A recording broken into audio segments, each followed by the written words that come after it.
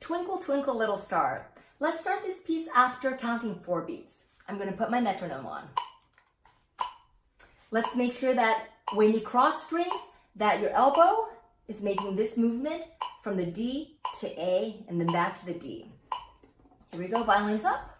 Playing position, please. Thumb toward the ceiling. Make sure you have a nice space, and then fingers spread apart. I put my bow on the D string.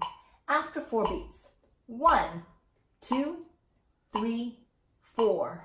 Third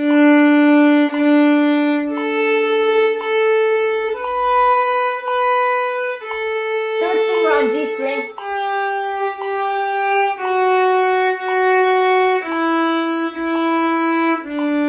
A string cross.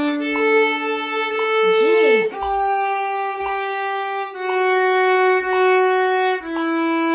A string.